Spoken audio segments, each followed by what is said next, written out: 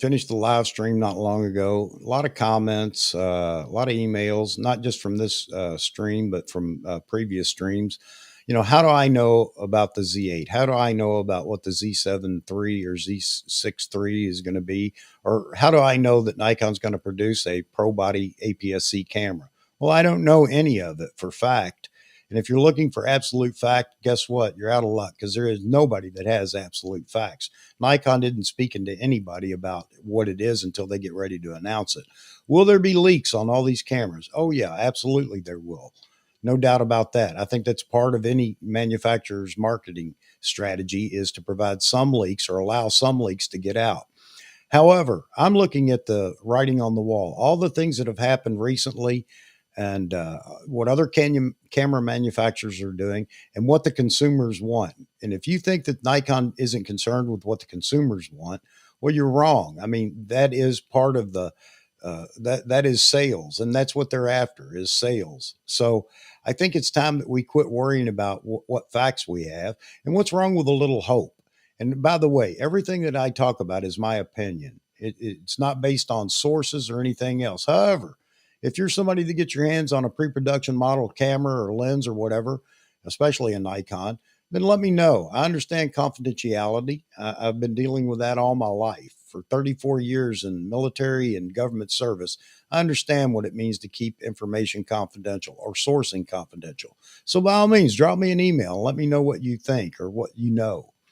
That said, the writing on the wall, all the things that have happened recently, and I'm not going to go down that list because I've said it all in my live streams before, but I see I'm very observant to what's going on and looking ahead as to what it might mean. Okay, I say might because I don't know it to be fact.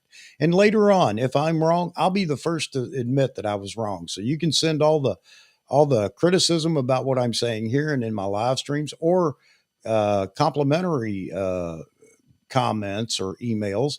Either way, it doesn't matter because at least I know that people are listening and they have an opinion. And that's what this channel is all about. You have an opinion. And I like to see that come out in the comments or the chat when we do a live stream. I have shooters that shoot Nikon. Obviously, we're Nikon centric. Canon, Sony, Fuji, and everybody gets along in the chat. I think it'd be nice if we could all do it across the interwebs. That would be great, wouldn't it? But that said, I look at things and I make my own predictions. Okay. There are some people that agree with me and some don't. Some people partially agree with me. Maybe they don't agree on all the specs that I think might be in these new cameras coming out. But one thing's for certain, Nikon has a glaring gap underneath the Z9. The Z9 is about to reach its zenith as far as marketing goes, and you can believe that or not. I don't think that a Z8 right now would cannibalize Z9 sales. I think people that want a Z9 have already identified that, and they're going to get a Z9. Okay, but so many people want a smaller body, cheaper body that mimics the Z9. Is it going to be a baby Z9? No, I don't think that it'd be a baby Z9. However, it's going to carry a lot of the technology from the Z9 into that camera body. Then why the Z7? Why the Z6? Well, let me ask you a question. Would you like to have a camera that's an all-rounder and carries most of the technology out of the Z9 down to a more affordable body, but the physical constraints obviously limit it to what it can do in video and things like that?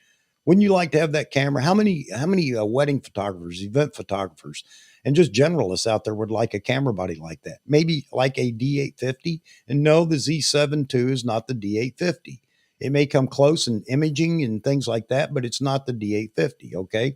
So this camera would be more like the D850, but in a mirrorless with new technology. How many people want a 100 megapixel sensor? Is that even feasible?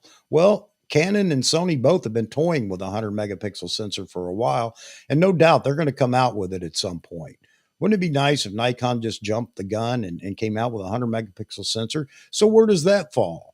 That falls into the Z7 III. My opinion, and you may disagree, my opinion. Let that be for the landscapers, the portrait photographers, for the commercial photographers. And I understand there are a lot of complications with a 100 megapixel camera, and consequences of 100 megapixel may be detrimental to some styles of shooting. But guess what? If you had a camera that could do it and that's what you're in line for, then you'd love to see Nikon do that. How about a video centric camera? How about a camera that does all things video extremely well? Still has stills capability because it must. But how about the Z6III becomes that video centric camera for all the up and coming indie filmmakers or whatever? Get Nikon in that business. We know video is big and it has to be in every camera that they produce. So that's my thoughts on the Z6III. How about the Z7III? That's your high megapixel camera. And then the Z8 would be the all rounder, the generalist camera that does everything well, but maybe not as good as the high megapixel or the video centric camera. All right. All that said, do I have any facts about the possibility of this coming true? No. It's just my speculation. But wouldn't it be nice if you didn't want the 100 megapixel? You don't have to buy it. There's a camera that already does that. So your camera isn't crippled with 100 megapixel so that you don't want. Give the people what they want. And I think everybody would be happy with that.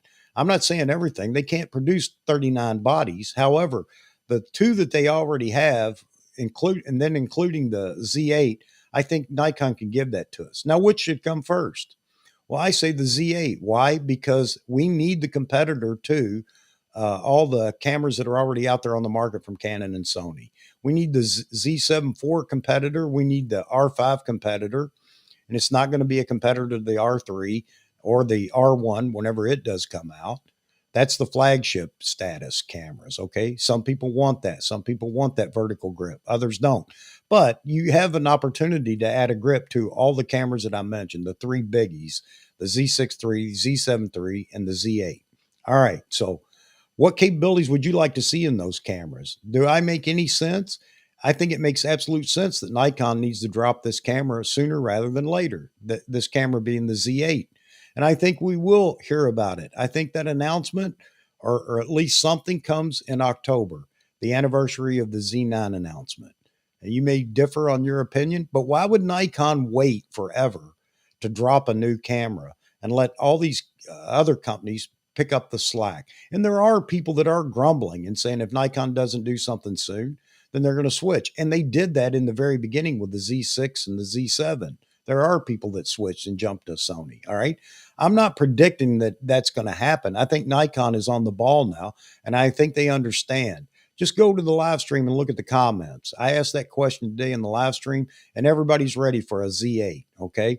How about the APS-C cameras? We know that they're going to drop an APS-C camera real soon. We have some that are saying it's the Z30. We don't know what it's going to be. However, they did register two cameras a few months back. So there is the possibility that we get two. Are both of them going to be APS-C? I don't know, but I kind of think that they will. I think that we'll see the entry-level vlogger type camera. And I also think that we might see a pro body APS-C camera on the order of the D500. Drop me a comment. Tell me why you disagree or agree, or whether you would like to see that or not. So there it is, folks. I'm not doing it for the likes and the subscriptions. I'm telling you what I believe, not for sensationalism or anything else. This is what I believe. And that's what this channel is all about. You can have an opinion too, and you can jump in any of the live streams and by all means, drop your opinion. All right. I don't have anything else. I just wanted to get that off my chest. I hope you guys don't mind. I thank you if you stayed to the end of the video, and I would like you to subscribe and like this video. More importantly, I'd like to see you in the chat in our live streams. We do a live stream every Wednesday at 12 noon Eastern time. We also do a live stream on Saturday night at 9 p.m. Eastern time, and you're welcome to join either or both. I have people that are constantly in here for both, even though they live halfway around the world. So don't let time be an excuse. Jump in with us and hang on and have a good time.